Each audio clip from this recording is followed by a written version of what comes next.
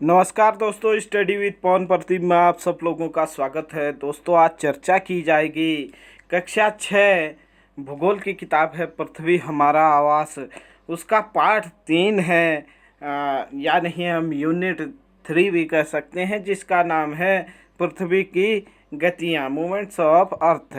इसके बारे में हम चर्चा कर चुके हैं, लेकिन इसके जो अभ्यास प्रश्न थे वो शेष रह गए थे, जिनके बारे में आज यहाँ पर चर्चा की जाएगी। आशा करता हूँ कि ये बड़े आसानी से आप लोग इसको समझ पाए होंगे, जो वीडियो हमने इस पर बनाया था। और आज अभ्यास प्रश्नों से अगर आपको कुछ चीज़ें समझ में नहीं आ रही है तो आप बड़ी आसानी से समझ सकते हैं। वैसे तो ये वीडियो कक्षा 6 के लिए ज़्यादा महत्वपूर्ण है, लेकिन 7, 8, 9 वाले भी जो कोरोना काल में या किसी अन्य कारण से नहीं देख पाए, वो भी यहाँ इसे समझ सकते हैं। और साथ ही साथ जो कॉम्पिटिटिव एग्ज़ाम या नहीं प्रतियोगी परीक्षाओं के लिए तैयारियां कर रहे हैं, उनके लिए भी ये चैप्टर काफ़ी महत्वपूर्ण है। यहाँ से कई बार प्रश्न बनते आए हैं और आगे भी बनते आएंगे। आइए चर्चा शुरू करते हैं। पृथ्वी की गतियाँ, इसमें कक्षा 6 के जो किताब है उसमें कौन कौन से प्रश्न पूछे गए हैं, देखें। निम्नलिखित प्रश्नों के उत्तर संक्षेप में दीजिए। पृथ्वी के अक्ष का झुकाव कोण क्या है? सूर्य की परिक्रमा के दौरान एक और पृथ्वी क्या है, कुछ झुकी हुई रहती है। यह झुकाव 66.5 अंश का है या नहीं। पृथ्वी के अक्ष का झुकाव कोण क्या है? सूर्य की परिक्रमा के दौरान जो पृथ्वी एक और झुकी है, यह कोण कितना है? 66.5 अंश का है। आगे चर्चा करें प्रश्न नंबर 2 में। इसे आगे चित्र के माध्यम से बड़ी आसानी से समझेंगे। अगला एक और प्रश्न ऐसे ही आएगा। घूर्णन एवं परिक्रमण को परिभाषित कीजिए। घूर्णन क्या है कि अपने ही स्थान पर घूमना है, जबकि परिक्रमण क्या है? सूर्य के चारों ओर एक बृहत पथ पर परिक्रमा करना है। और जो यह घूर्णन गति है, इससे दिन रात होते हैं, जबकि ऋतुओं में अगर परिवर्तन की बात करें तो परिक्रमण से होता है। देखें, पृथ्वी अपनी धुरी पर घूमना घूर्णन कहलाता है। पृथ्वी जब अपने ही स्थान पर अपने अक्ष पर घूमती है, अपनी धुरी पर घूमती है, तो वह घूर्णन कहलाता है। पृथ्वी अपना एक घूर्णन 24 घंटे में पूरा करती है और दिन रात इसी से बनते हैं, मतलब इसी से दिन रात होते हैं। पृथ्वी के घूर्णन गति से दिन रात होते हैं। प्रश्न पूछा जाता है कि दिन रात होते हैं घूर्णन से, परिक्रमण से, या अन्य 2 ऑप्शन हो सकते हैं। तो दिन रात होते हैं घूर्णन से, जबकि परिक्रमण सूर्य के चारों ओर स्थित स्थिर कक्ष में पृथ्वी की गति को परिक्रमण कहा जाता है। परिक्रमण से ही ऋतुओं में परिवर्तन आता है। यहाँ से 2 प्रश्न काफ़ी बार पूछे जाते हैं कि दिन रात किससे होते हैं? दिन रात घूर्णन से होते हैं। और परिक्रमण ऋतुओं में परिवर्तन किससे होता है? ऋतुओं में परिवर्तन आपके परिक्रमण से होता है। अगला प्रश्न देखें। लीप ईयर क्या है? यह वह वर्ष होता है जिसमें फरवरी 28 दिनों के बजाय 29 की होती है। इस प्रकार लीप वर्ष में 365 के स्थान पर 366 दिन होते हैं। लीप वर्ष प्रत्येक 4 साल बाद आता है या नहीं। जिस वर्ष में 4 का भाग जाता है उस साल लीप वर्ष होता है। प्रत्येक 4 साल बाद लीप वर्ष आता है। जैसे हम 2000 में लीप वर्ष था, उसके बाद आगे की चर्चा करें तो 2004, 8, 12, 16, 20 और उसके बाद 2024 में अब लीप वर्ष होगा। अगला प्रश्न देखें। उत्तर एवं दक्षिण अयनांतों में अंतर बताइए। उत्तर अयनांत या नहीं उत्तरी गोलार्ध का सबसे लंबा दिन जबकि सबसे छोटी रात होती है, उसे उत्तर अयनांत कहते हैं। जबकि इसी समय दक्षिणी गोलार्ध का सबसे छोटा दिन और सबसे लंबी रात होती है। पृथ्वी की इस अवस्था को उत्तरी अयनांत कहते हैं या नहीं। जो उत्तरी गोलार्ध है उसमें जब सबसे बड़ा दिन होता है और सबसे छोटी रात होती है तो वह उत्तरी अयनांत कहलाता है। जबकि 22 दिसंबर को दक्षिणी गोलार्ध में सबसे लंबा दिन एवं सबसे छोटी रात होती है, जिसे क्या कहा जाता है? जिसे दक्षिणी अयनांत कहा जाता है। जबकि इसी समय उत्तरी गोलार्ध में क्या होगा, सबसे छोटा दिन होगा और सबसे लंबी रात होती है। इस अवस्था को पृथ्वी का दक्षिणी अयनांत कहते हैं। उत्तरी गोलार्ध का सबसे बड़ा दिन 21 जून और दक्षिणी गोलार्ध का सबसे बड़ा दिन 22 दिसंबर, यही उत्तरी अयनांत एवं दक्षिणी अयनांत कहलाते हैं। विषुव क्या है? जैसे कि हम पहले पाठ में चर्चा कर चुके थे कि 21 मार्च एवं 22 सितंबर को सूर्य की किरणें विषुववृत्त पर सीधी पड़ती हैं। इस अवस्था पर कोई भी ध्रुव सूर्य की ओर झुका नहीं होता है, इसलिए पृथ्वी पर दिन रात बराबर होते हैं। इसे विषुव कहा जाता है। 2 दिन ऐसे हैं साल में, 21 मार्च एवं 23 सितंबर, जिस दिन दिन और रात बराबर होते हैं। इसी अवस्था को क्या कहा जाता है? विषुव कहा जाता है। यही चीज़ यहाँ पर लिखा हुआ है। आगे चर्चा करें अगले प्रश्न पर।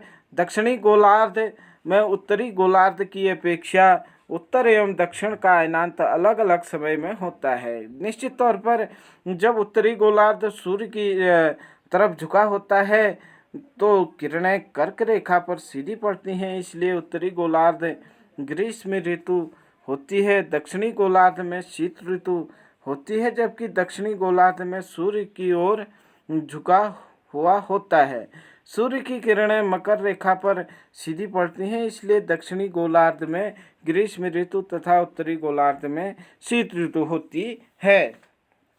या नहीं, जब जहाँ सूर्य की किरणें सीधी पड़ती हैं तो वहाँ ग्रीष्म ऋतु होती है, और जहाँ पर सूर्य की किरणें तिरछी पड़ती हैं वहाँ पर शीत ऋतु होती है।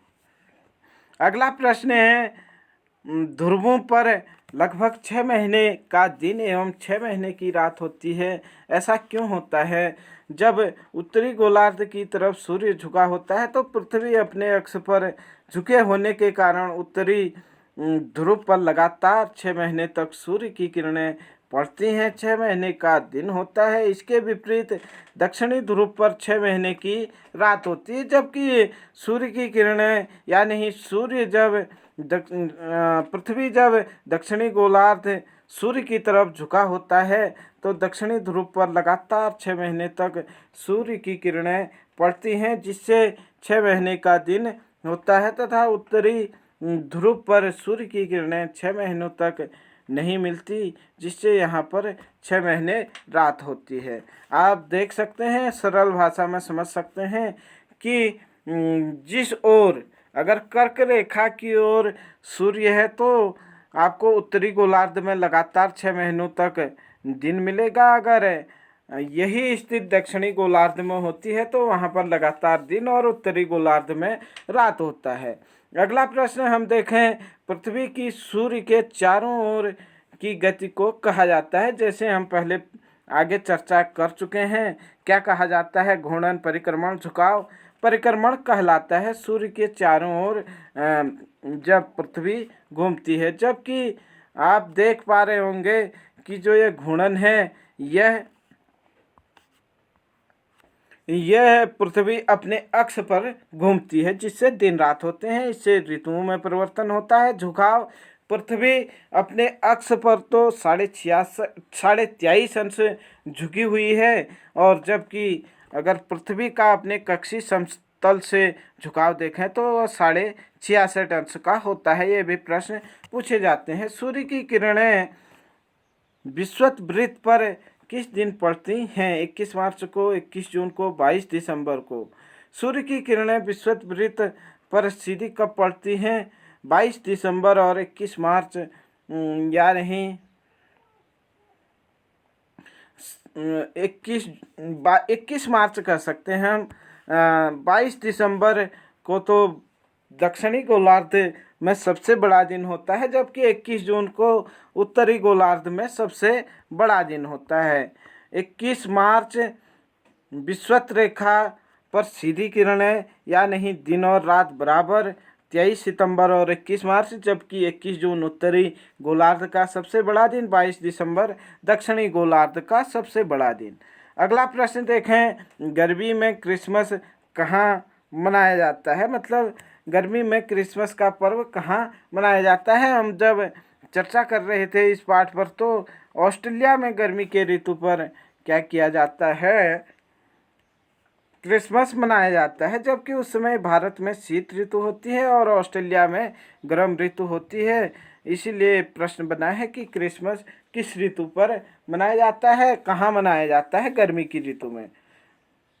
यहाँ पर उस समय सूर्य की किरणें तीखी पड़ती हैं भारत में, जबकि ऑस्ट्रेलिया में उस समय सूर्य की किरणें लगभग सीधी पड़ रही होती हैं, तो इस समय वहाँ पर गर्मी होती है। इसलिए हम कह सकते हैं कि क्रिसमस ऑस्ट्रेलिया में ग्रीष्म ऋतु में मनाई जाती है। ऋतुओं में परिवर्तन पृथ्वी के किस गति के कारण होता है। अभी हम पढ़ चुके थे, ऋतुओं में परिवर्तन परिक्रमण के कारण, दिन और रात घूर्णन के कारण, और पृथ्वी का अपने अक्ष पर झुकाव गुरुत्वाकर्षण के कारण। अब अगला प्रश्न देखें, खाली स्थान भरना है। एक लीप वर्ष में दिनों की संख्या 366 होती है, ये दिया गया है, आप भर सकते हैं। नंबर 2, क्यों लीप ईयर में, क्योंकि यहाँ पर 29 दिन की फरवरी हो जाती है। एक साल में 365 दिन होते हैं। सामान्यतः प्रत्येक चौथे साल फरवरी 29 की होती है, तो उसे लीप ईयर कहा जाता है, और तब दिन एक बढ़ जाता है और पूरे वर्ष में 366 दिन होते हैं। अगला प्रश्न है, सूर्य की प्रतिदिन की गति को घूर्णन कहते हैं। सूर्य की जो प्रतिदिन की गति होती है उसे घूर्णन कहते हैं। यहाँ पर आप देख रहे होंगे, आप भर सकते हैं, कक्षा 6 के बच्चों के लिए है ये। पृथ्वी सूर्य के चारों ओर डॉट डॉट कक्षा में घूमती है। एक स्थिर कक्षा में घूमती है पृथ्वी सूर्य के चारों ओर। अगला प्रश्न है, 21 जून को सूर्य की किरणें कर्क रेखा पर सीधी पड़ती हैं, जबकि 22 दिसंबर को मकर रेखा पर सूर्य की किरणें सीधी पड़ती हैं। डॉट डॉट ऋतु में छोटे दिन होते हैं, शीत ऋतु में छोटे दिन होते हैं। आप कह सकते हैं कि शीत ऋतु में छोटे दिन होते हैं। आइए देखें अगला प्रश्न कि पृथ्वी के अपने अक्ष का झुकाव को दर्शाने के लिए चित्र बनाइए। देखें, पृथ्वी अपने अक्ष पर 23.5 अंश कैसे झुकी हुई है, यह चित्र यहाँ पर दिखाया गया है। अगर हम बात करें जो अक्षांश रेखाएं हैं उन्हीं के समानांतर कर्क रेखा और विषुवत रेखा एवं मकर रेखा खींची गई हैं। अगर ये रेखाएं सीधी होती तो 90 अंश का कोण ऐसे बनता, उत्तरी ध्रुव यहाँ पर होता और दक्षिणी ध्रुव इसके विपरीत यहाँ पर होता, जबकि ऐसा हुआ नहीं है। उत्तरी ध्रुव 23.5 अंश पृथ्वी का जो कक्षीय समतल से झुकाव है उसके कारण उत्तरी ध्रुव यहाँ की ओर बना है, जबकि कक्षीय तल से अगर हम यहाँ से देखें तो यह 66.5 अंश का कोण बना रहा है। अगर यहाँ से इसे देखें तो यह 23.5 अंश का कोण बनाता है। इसीलिए दो प्रश्न पूछे जाते हैं कि पृथ्वी अपने कक्षीय तल से कितने अंश का कोण बनाती है, तब हम कहेंगे ये 66.5 अंश का कोण बनाती है, ये बना है। जबकि अगला प्रश्न पूछा जाता है कि पृथ्वी के कक्षीय समतल पर लंब है या नहीं, पृथ्वी अपने अक्ष पर कितनी झुकी हुई है, तो वह 23.5 अंश झुकी हुई है। इसलिए उत्तरी ध्रुव यहाँ पर और दक्षिणी ध्रुव यहाँ पर है। आप देख सकते हैं कर्क रेखा 23.5 डिग्री उत्तर पर, विषुवत रेखा 0 डिग्री में है और मकर रेखा यहाँ नीचे दक्षिण ध्रुव में है जो 23.5 डिग्री पर है, या नहीं 23.5 डिग्री अंश पर है। आगे हम चर्चा करेंगे अगले पाठ पर। आप ये चित्र बना सकते हैं, कक्षा 6 वालों के लिए काफ़ी अच्छे से ये समझाया गया है, और यहाँ पर आप लोगों को और कुछ करने के लिए दिया गया है, देख लें इन्हें भी। प्रत्येक महीने के 21 तारीख को होने वाले सूर्योदय एवं सूर्यास्त के समयों को स्थानीय समाचार पत्रों की सहायता से लिखे तथा निम्नलिखित के उत्तर दीजिए। किस महीने में दिन सबसे छोटे होते हैं?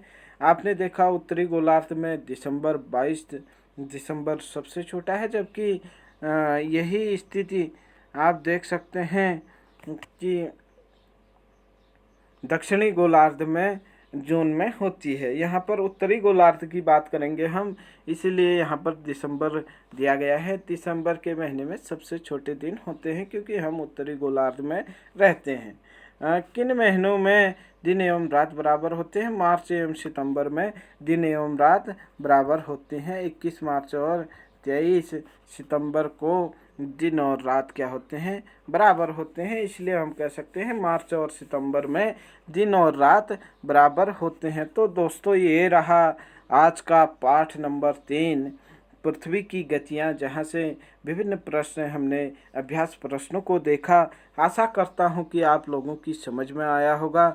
जय हिंद, जय भारत।